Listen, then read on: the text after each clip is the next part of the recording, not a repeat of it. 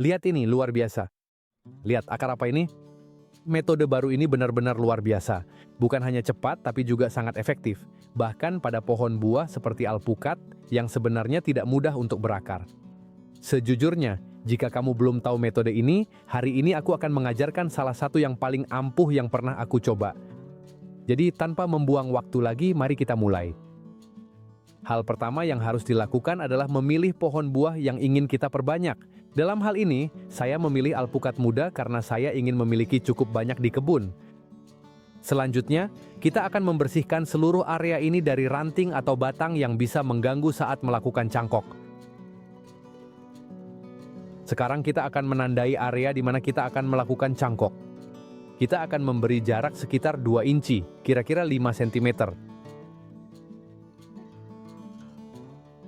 Secara keseluruhan, saya akan memasang sekitar 8 sekrup yang tersebar di seluruh keliling batang. Tapi sebelum itu, kita akan melakukan trik yang sangat sederhana. Kita akan mendisinfeksi semua sekrup dengan memasukkannya ke dalam daun lidah buaya. Dengan cara ini, saat menembus batang, sekrup-sekrup tersebut akan sebagian terdisinfeksi. Sekarang, dengan obeng, kita mulai memasukkan semua sekrup secara acak di area yang sudah kita tandai.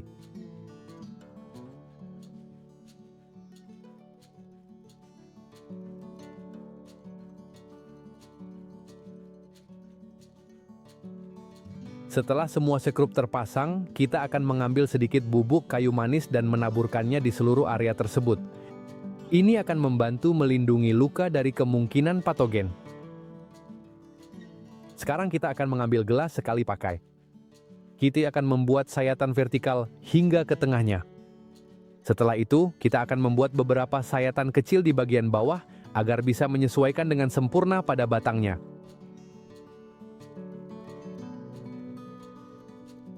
Sekarang, ketika gelas sudah terpasang, kita akan menahannya sedikit dengan kabel pengikat agar tidak jatuh saat kita mengisinya, seperti ini. Ini adalah media tanam yang sangat baik dalam drainase, menjaga kelembapan dengan baik dan juga tidak mudah memadat. Sangat mirip.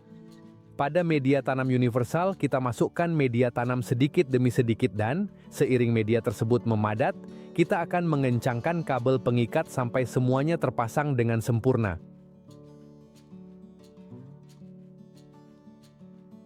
Sekarang, setelah selesai, saatnya melakukan penyiraman pertama.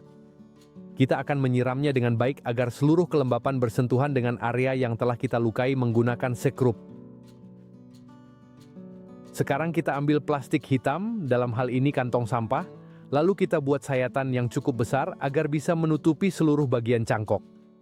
Dengan cara ini, kita akan dapat menjaga kelembapan dengan lebih baik dan suhu di dalamnya tetap hangat, sesuatu yang akan mendukung munculnya dan perkembangan akar-akar baru. Sekarang, setelah plastiknya siap, kita tinggal memasangnya dengan melingkupi seluruh bagian cangkok. Dan kita ikat dengan tali pengikat atau tali biasa agar benar-benar tertutup rapat.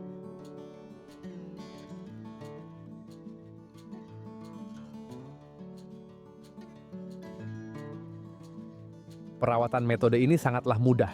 Setiap beberapa waktu, kita buka bagian atas cangkok dan tambahkan sedikit air untuk menjaga kelembapan media tanam. Biasanya, melakukannya sekali setiap 10 hari sudah lebih dari cukup. Namun jika cuaca sangat panas, sebaiknya periksa lebih awal untuk memastikan media tidak sampai benar-benar kering. Dan jika kamu juga suka mengikuti kalender lunar, banyak orang lebih memilih melakukan jenis perbanyakan ini saat bulan sedang mengecil dan menurun, karena secara tradisional dianggap sebagai salah satu waktu paling baik untuk merangsang perkembangan sistem perakaran.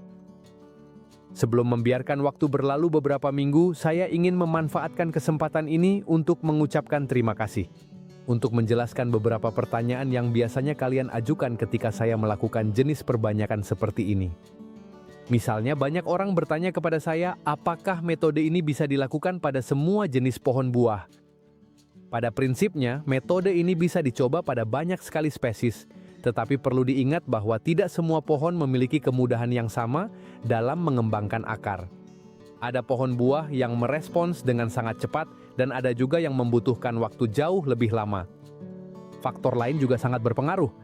usia pohon, waktu dalam setahun, ketebalan cabang, dan yang terpenting, pohon buah tersebut harus sehat dan sedang dalam masa pertumbuhan aktif.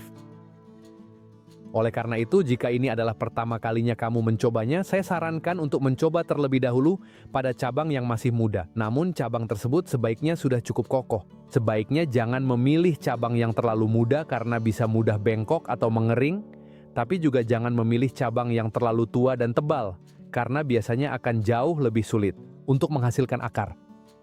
Dalam kasus ini saya melakukannya pada pohon alpukat yang sebenarnya bukan salah satu pohon buah yang paling mudah untuk menumbuhkan akar melalui metode cangkok. Dan justru karena itu, saya ingin melihat sejauh mana metode ini bisa berhasil. Kalian juga sering bertanya apakah perlu menggunakan jenis hormon perangsang akar tertentu. Dalam kasus ini, saya tidak menggunakan hormon komersial apapun. Satu-satunya yang saya gunakan hanyalah aloe vera untuk melumasi sekrup dan sedikit bubuk kayu manis pada seluruh area yang telah kita kerjakan. Aloe vera tidak hanya membantu melumasi sekrup saat kita memasukkannya, tetapi juga membantu menjaga area tersebut tetap lebih bersih selama proses berlangsung.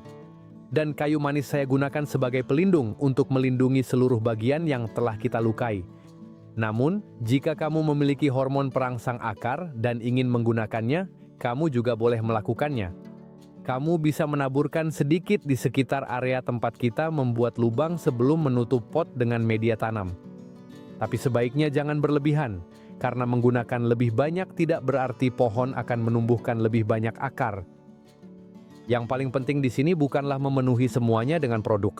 Yang benar-benar penting adalah adanya area yang terluka yang mampu menghasilkan akar, media tanam tetap lembab secara konsisten, dan proses cangkok tidak mengering selama seluruh proses.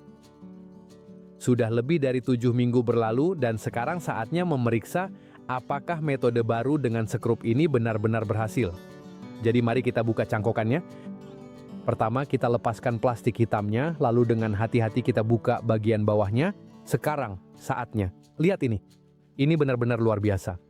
Perhatikan berapa banyak akar yang telah tumbuh. Selain itu, akarnya benar-benar putih, tebal, dan tampak sangat sehat, persis seperti yang kita inginkan untuk memastikan proses transplantasi berjalan baik. Sekarang, yang perlu dilakukan hanyalah memotong cangkokan di bawah seluruh masa akar ini dan membawanya ke meja kerja agar bisa kita lihat dengan lebih jelas. Dengan bantuan gunting pangkas, kita lepaskan potnya secara perlahan dan sangat hati-hati, agar tidak merusak akar-akar yang ada.